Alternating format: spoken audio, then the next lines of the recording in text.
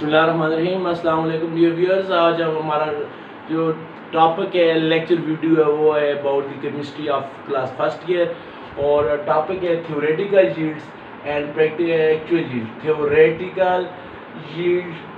Theoretical yield and फिर actual yield and percentage yield. ये हमारे तीन छोटे टॉपिक हैं। Percentage yield about the chemistry of class first year का टॉपिक है theoretical yield, actual yield and percentage yield. इस यील्ड किसे कहते हैं? प्रोडक्टिविटी, पैदावार। किसी भी केमिकल रिएक्शन के नतीजे में जो प्रोडक्ट बनती है उसकी अमाउंट को क्या कहते हैं? यील्ड कहते हैं, पैदावार। तो थ्योरेटिकल यील्ड और एक्चुअल यील्ड क्या है? इसको क्लियर करने से के लिए आपको एग्जांपल समझाता हूँ। फॉर एग्जांपल आप केमिकल रिएक्शन करते हैं, आपको कहा जाता है केमिकल रिएक्शन करें, कार्बन और ऑक्सीजन का आपस में क्या करें? रिएक्शन करें। क्या बनाएं? Carbon dioxide. ये आप रिएक्शन है।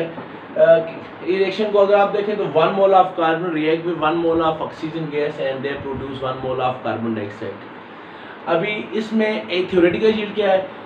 केमिकल जो आपके पास जो बैलेंस इक्वेशन क्या है? बैलेंस है। बैलेंस केमिकल इक्वेशन क्या शो कर रही है कि 1 mole of carbon react with 1 mole of oxygen and they produce 1 mole of carbon dioxide. 1 mole carbon react करता है 1 मोल कार्बन डाइऑक्साइड के साथ, और ये क्या बनाता है? 1 मोल क्या बनाता है? कार्बन डाइऑक्साइड बनाता है। तो डियर स्टूडेंट्स, अगर आप मोल को ग्राम में कन्वर्ट करें तो आपको पता है कि किसी भी चीज़ की जो मास है ग्राम में वो किसकी इक्वल होती है? 1 मोल। क्या मतलब? कार्बन का 1 मोल किसके बराबर? उसकी मास। कार्बन की मास कितनी होती है? 12। तो कार्बन की मास 12 है, तो कार्बन के 1 मोल में कितने ग्राम होंगे? 12 ग्राम। इस तरह जो ऑक्सीजन है, ऑक्सीजन की जो मास होती है ऑक्सीजन की 16 है, O2 की कितनी होगी? 32 होगी। तो 1 मोल ऑफ ऑक्सीजन किसकी इक्वल है? 32 ग्राम की इक्वल है। और कार्बन डाइऑक्साइड की मोलर मास कितनी है?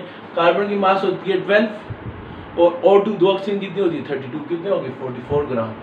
ये बैलेंस केमिकल इक्वेशन क्या शो कर रही है कि 12 gram of carbon react with 32 gram of oxygen and they produce 44 gram of carbon dioxide.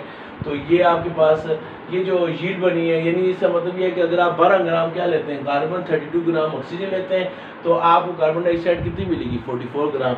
ये आपको किसने बताया? ये आपको बताया बैलेंस केमिकल इक्वेशन ने बताया, बैलेंस केमिकल इक्वेशन ने।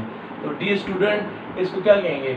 इसको आप कहेंगे कौन सी यील्ड? ये किसके मुताबिक? इक्वेशन के मुताबिक इसको आप क्या कहेंगे? Theoretical yield. कौन सी यील्ड? Theoretical yield. तो theoretical yield is that yield which is based on the balance chemical equation. जो बैलेंस केमिकल इक्वेशन की कैलकुलेशन के नतीजे में जो आपको यील्ड मिलती है उसको आप क्या कहते हैं? थ्योरेटिकल यील्ड कहते हैं। तो दूसरी एक्चुअल यील्ड क्या है? स्टूडेंट, अगर आपको कहा जाए इस रिएक्शन को आप लेबोरेटरी के अंदर करें, इंडस्ट्री के अंदर करें, तो आप लेबोरेटरी के अंदर रिएक्शन करें, आपको 12 ग्राम आपको कार्बन क्या किया जाता है? प्रोवाइड किया जाता है।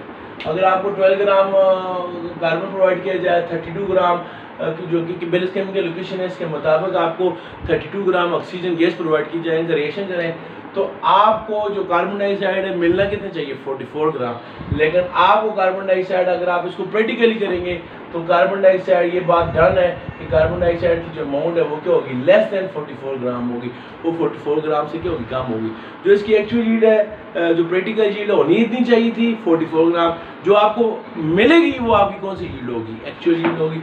तो एक्चुअल यील्ड कौन सी होती है? जो आपको प्रैक्टिकली मिलती है। तो किसी केमिकल रिएक्शन के दौरान आप यील्ड हम 2 किस्म की होती है। एक वो यील्ड जिसको हम कहते हैं थ्योरेटिकल यील्ड, और थ्योरेटिकल यील्ड किसकी बेस पर होती है? बैलेंस केमिकल इक्वेशन की बेस पर होती है।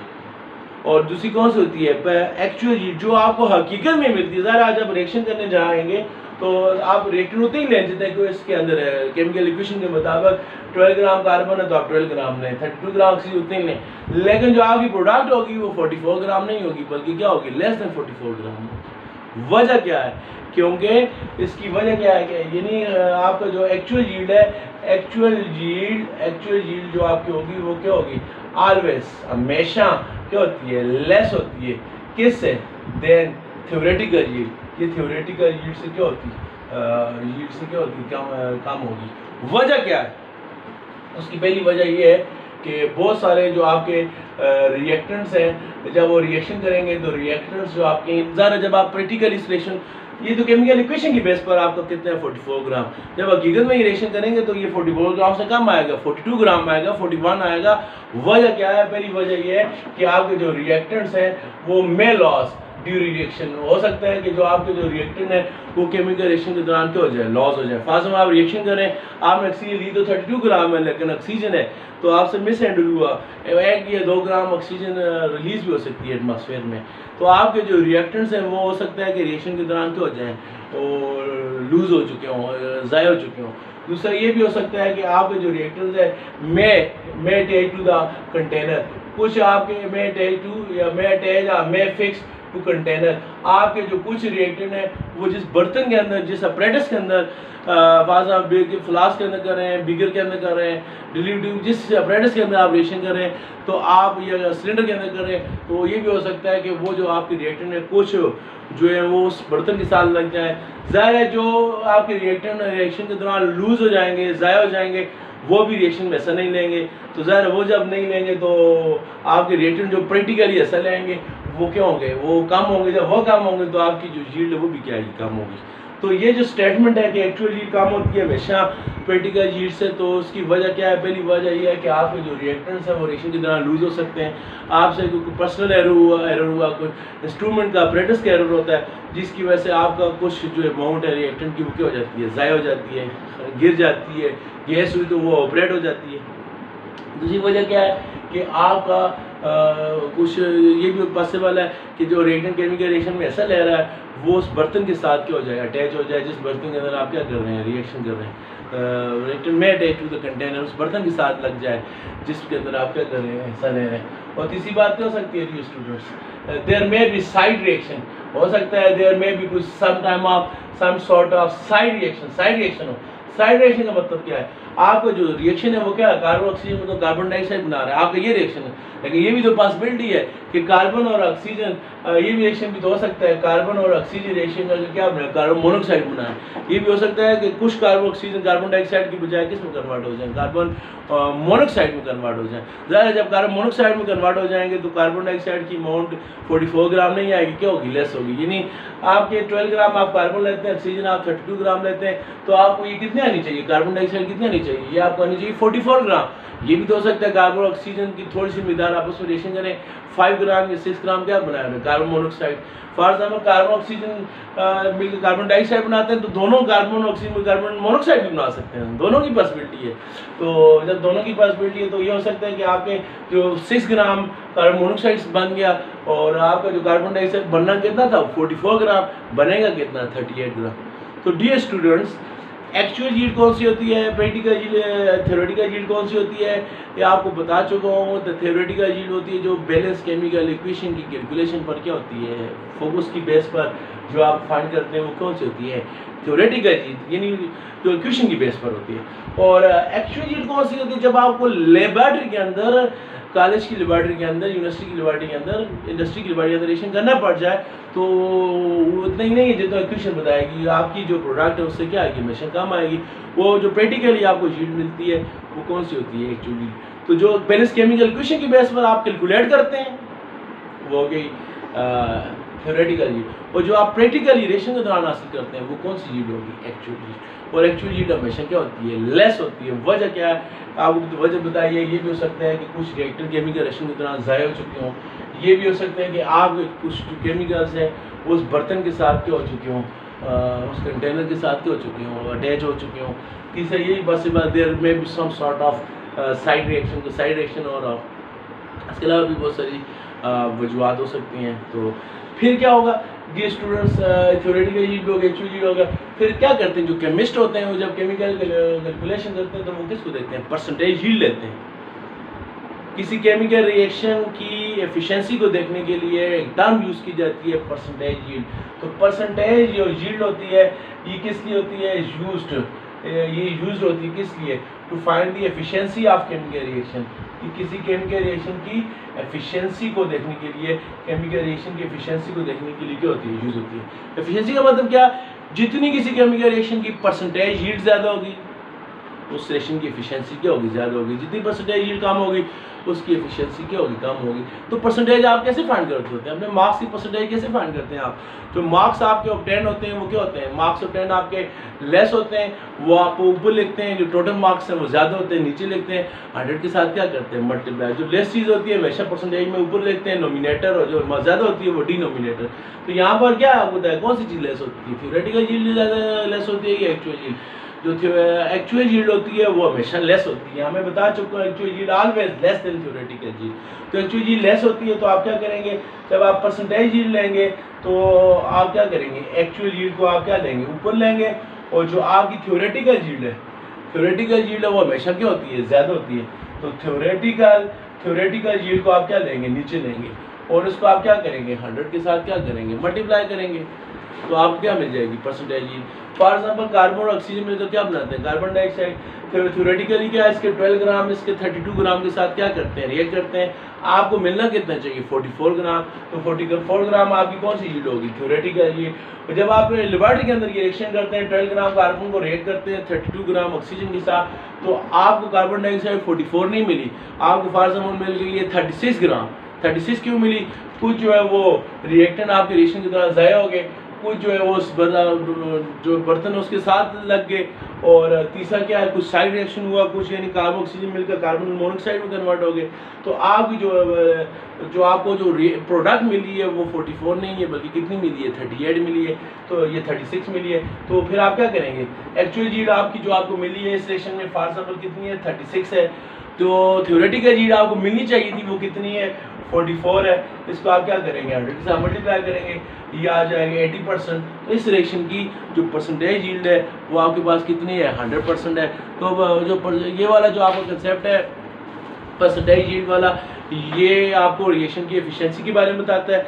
जितनी रिएक्शन की एफिशिएंसी ज़्यादा होगी इसका मतलब ये है कि आपका जो रिएक्शन है वो उतना ज़्यादा क्या होगा, आपका रिएक्शन उतना ज़्यादा एफिशिएंट है, आपको क्या मिलेगी, ज़्यादा प्रोडक्ट मिलेगी। फॉर एग्जांपल ये एक रिएक्शन है, मैं यहाँ पर आपको रिएक्शन लिखने जा रहा हूँ, इससे आपको जो आपके कोर्स में से एक रिएक्शन है बुक में से, फॉर एग्जांपल ये रिएक्शन है कि अगर आप हीटिंग, ये रिएक्शन है कॉपर कार्बोनेट को हीट करें, क्या बनता है, कॉपर ऑक्साइड, साथ क्या बनता है, कार्बन डाइऑक्साइड। इसको हीट करें, ये जो साइन है किसको शो करता है, हीट को।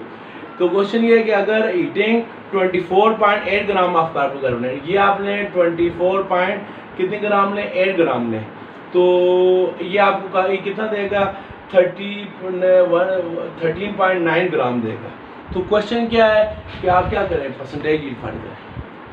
अगर आप 24.8 ग्राम कॉपर कार्बोनेट लें, उसको हीट करें, तो रिएक्शन में आपको कॉपर ऑक्साइड कितना मिलेगा, 13.9 ग्राम मिलेगा।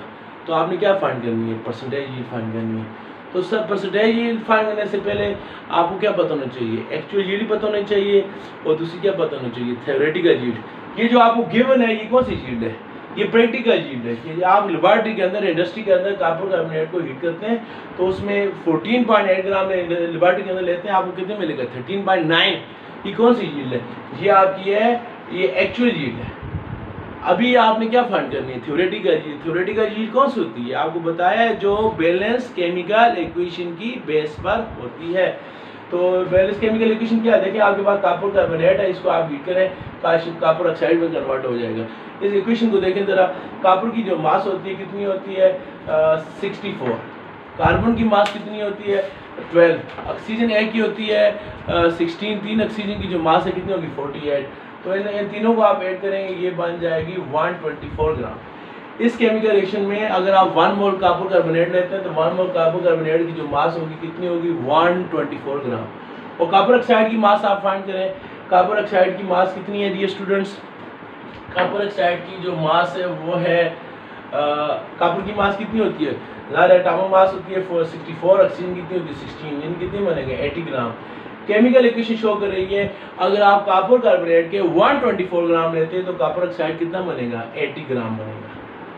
अगर आप, ये तो इक्वेशन है, जब आप प्रैक्टिकली रिएक्शन कर रहे हैं तो कॉपर कार्बोनेट आपके पास कितने है, 124 ग्राम नहीं है, कितने है 24.8 ग्राम है।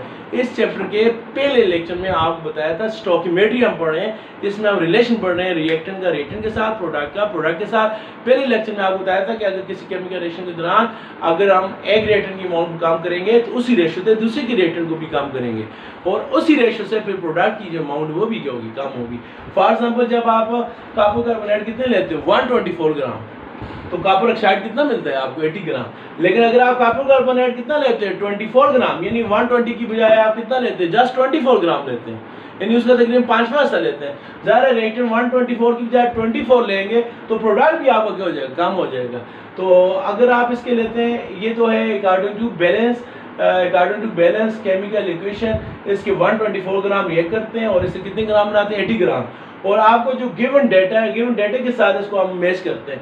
तो अगर हमारे पास ये 124 ग्राम की बजाय ये हमारे पास कितना होता है 24.8 ग्राम होता थ्योरेटिकली, तो इक्वेशन के मुताबिक ये कितना होगा, क्या करेंगे क्रॉस मल्टीप्लिकेशन। अगर ये 124 है तो ये कितना होगा 80 होगा, अगर ये 24 है तो ये कितना होगा क्रॉस